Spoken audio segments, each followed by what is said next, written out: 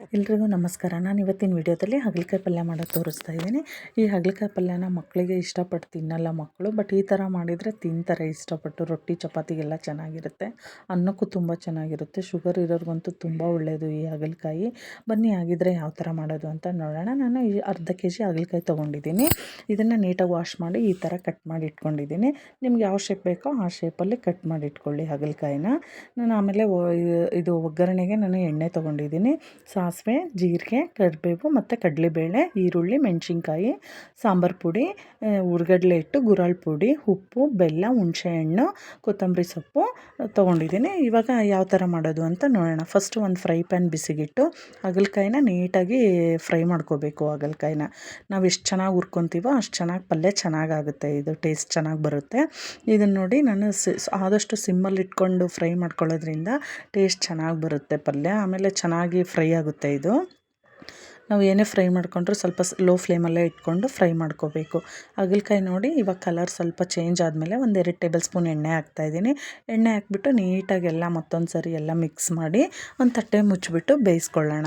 ಒಂದು 5 ನಿಮಿಷ ಬಿಟ್ಟರೆ ಮತ್ತೆ ನೋಡಿ, ತಟ್ಟೆ ಮುಚ್ಚಿ 5 ನಿಮಿಷ ಬಿಟ್ಟರೆ ಕಲರ್ ಎಲ್ಲ ಚೇಂಜ್ ಆಗಿದೆ ನೋಡಿ. ಇವಾಗೆಲ್ಲ ಮತ್ತೆ ಇನ್ನೊಂದು ಸರಿ ಮಿಕ್ಸ್ ಮಾಡೋಣ. ನೋಡಿ ಹಾಗಲಕಾಯಿ ಇಷ್ಟ ಆಗಿದೆ, ಇಷ್ಟು ಕಲರ್ ಆದರೆ ಆಗಿದೆ.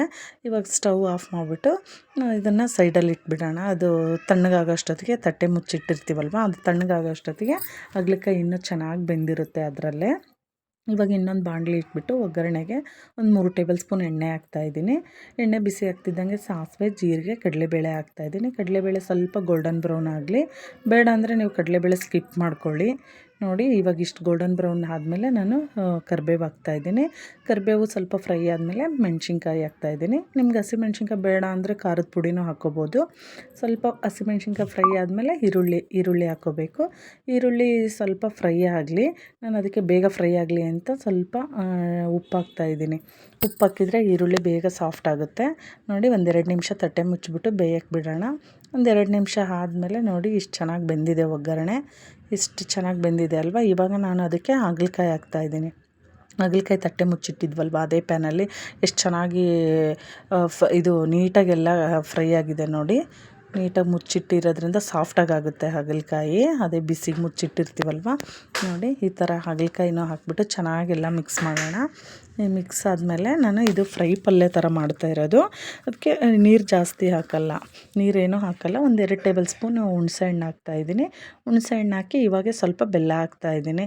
ಬೆಲ್ಲ ಮತ್ತು ಸಾಂಬಾರು ಪೌಡ್ರು, ಗುರಾಳ್ ಪುಡಿ ಮತ್ತು ಕಡಲೆ ಹಿಟ್ಟು, ಹುರ್ಗಡ್ಲೆ ಹಿಟ್ಟು ಹಾಕ್ಬಿಟ್ಟು ಚೆನ್ನಾಗೆಲ್ಲ ಮಿಕ್ಸ್ ಮಾಡೋಣ. ಆಮೇಲೆ ಸ್ವಲ್ಪ ಉಪ್ಪು ಕಡಿಮೆ ಆಗಿದೆ ಅಂತ ಉಪ್ಪು ಹಾಕಿದ್ದೀನಿ.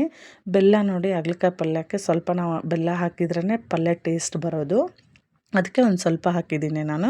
ನೋಡಿಬಿಟ್ಟು ನಿಮ್ಗೆ ಇನ್ನೂ ಸ್ವಲ್ಪ ಕಹಿ ಅನಿಸಿದ್ರೆ ಹಾಕ್ಕೊಳ್ಳಿ. ಒಂದು ಸ್ವಲ್ಪ ಹಾಕಿದರೆ ಸಾಕು. ಎಲ್ಲ ನೀಟಾಗಿ ಮಿಕ್ಸ್ ಮಾಡಿ ಲಾಸ್ಟಲ್ಲಿ ಒಂದು ಕೊತ್ತಂಬರಿ ಸೊಪ್ಪು ಹಾಕ್ಬಿಟ್ಟು ಚೆನ್ನಾಗಿ ಒಂದು 5 ನಿಮಿಷ ಬಿಸಿ ಮಾಡಿದರೆ ನೋಡಿ ರುಚಿಯಾದ ಹಾಗಲಕಾಯಿ ಪಲ್ಯ ರೆಡಿ ಆಯಿತು. ಪ್ಲೀಸ್ ಈ ವಿಡಿಯೋ ನಿಮಗೆ ಇಷ್ಟ ಆದರೆ ಲೈಕ್ ಮಾಡಿ, ಶೇರ್ ಮಾಡಿ, ಸಬ್ಸ್ಕ್ರೈಬ್ ಮಾಡಿ. Thank you.